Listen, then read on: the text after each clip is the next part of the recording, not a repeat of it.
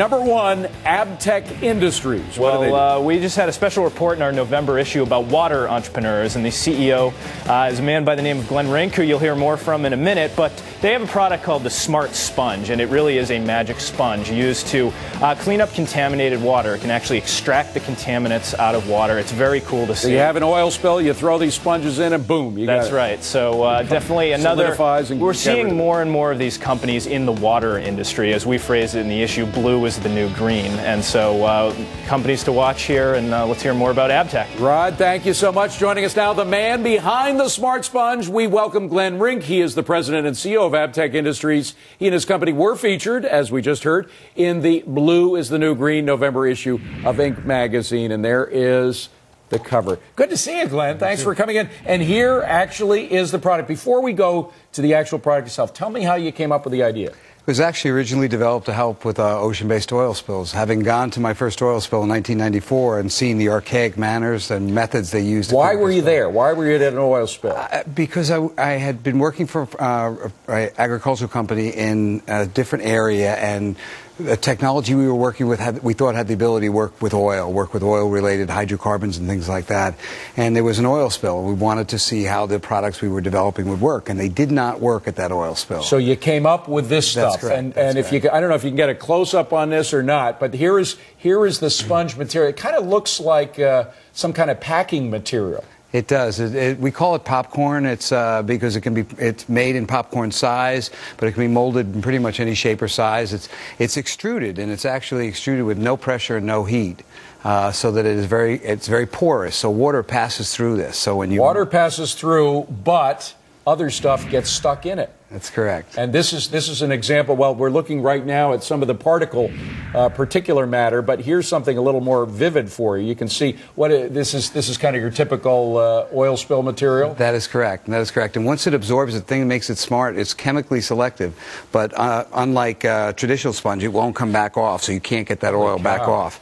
It's permanently bonded. You cannot get it out. And the great thing is, it can go to a waste-to-energy facility and be burned as fuel. It has a very high BTU. So you actually use it to sponge up the oil, and then you throw it in the furnace and use the oil. That's correct. It doesn't give off bad emissions if you burn it? Absolutely, as pure as regular fuel would be. Now, tell us how, by the way, what are these other things that you have here? This is a very quick demonstration on how the technology works, and if I can actually beg your indulgence for a moment, if you would help me. All I'm going to do is take some what I would consider very clean New York City water and some used motor oil and diesel fuel, which unfortunately is quite common coming off the streets. Right. If it was... There it is settling at the top, of course. And I'm going to just shake it up for a moment, mix it in there. Careful when you shake it. Well, actually, it may not be close. I'll get it on Dave's suit. Yeah, I know. This is an expensive suit here. Here we go.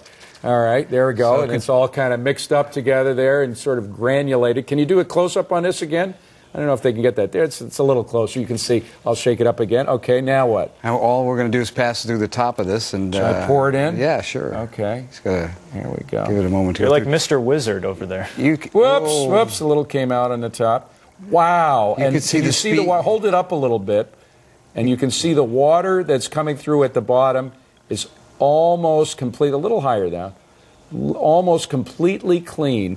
Now, how clean would that be if you were to sort of measure the cleanliness of it? Well, in this type of demonstration, it's what we call surface water dischargeable. The idea is to be able to remove contaminants and be able to discharge that water. If this was what was in here, if it was in an industrial facility, it would have been taken away as a hazardous waste, and it would have cost them $300 or $400 a barrel to have removed. What we've been able to do is take the contamination. They can now allow this to be poured down the drain. That's still going to be dripping a little bit there. That's all right. That's all right. But it's clean water that's dripping, that's right? True. So I don't have to worry about it, even true. if it does go on my suit.